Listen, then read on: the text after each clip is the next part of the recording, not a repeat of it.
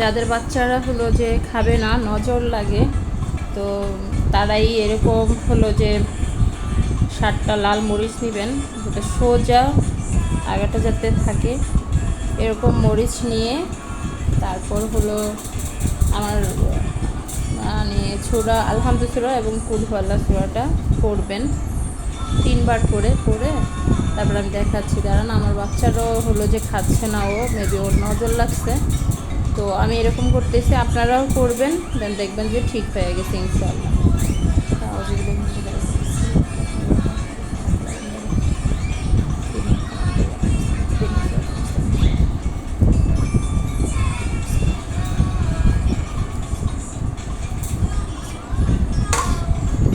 তো আমি পরে নিচ্ছি ছুরাগুলা, এখন তাকে হলো যে আমি গাত এইভাবে আপনারা মুছে দিবেন, এইভাবে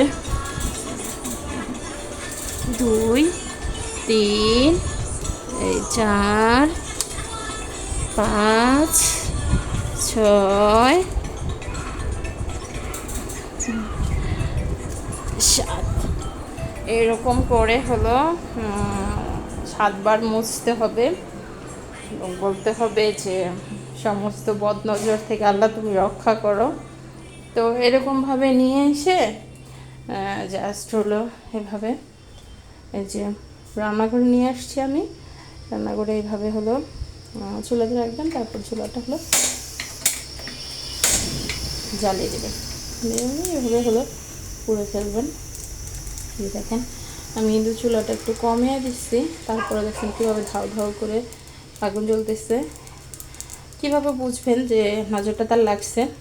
সেই ক্ষেত্রে এই যে মরিচগুলো কিন্তু ফুটতেছে এবং কোনো গন্ধ আসতেছে না, এমনিতে মানে গন্ধে ঝাঁঝে কিন্তু কাশ আসে অনেক সময়।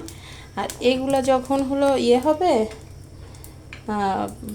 মানে যদি নজর থাকে তাহলে মরিচগুলো পুড়লে কাশ এবং ঝাঁঝা আসবে না, তাহলে তো আমি কাশতাম, বাট আমার কোনো কাশি আসতেছে না, তো বাচ্চার হয়তো নজর লাগছে সেজন্য আসতেছে না। তো মরিচটা এভাবে সম্পূর্ণ পুরা শেষ হবে। দেখছেন চুলার জাল কিন্তু একদমই হলো যে ছিল না, এখন আবার আমি একটু বাড়া দিলাম ভালো করে পুরার জন্য। তো এগুলো যখন পুরো একদম শেষ হয়ে যাবে তখন আপনি হলো যে বেসিংয়ে ফালিয়ে দিবেন। তো আমি এভাবে পুড়তেছি, আমার বাচ্চা যখনই হলো যে এরকম কিছু খায় না বা দেখি যে একটু শুকিয়ে যেতেছে তখনই আমি হলো যে এরকম করি। তো আপনারা ট্রাই করবেন, দেখবেন যে ইনশাআল্লাহ ঠিক হয়ে গেছে।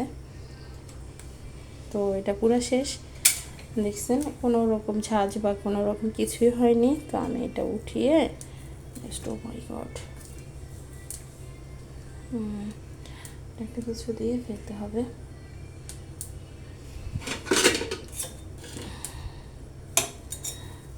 প্লিজ কিছু হলে তো মনে করবেন না, কারণ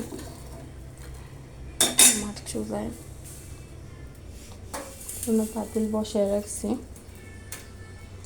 একটু এলোমেলো, বাচ্চার ঘর যেহেতু সেহেতু একটু এলোমেলো থাকবেই। সব কথা হলো বেসিনে ফালিয়ে দিচ্ছি, কোনো রকম সাজ ওঠেনি, কিছুই হয়নি।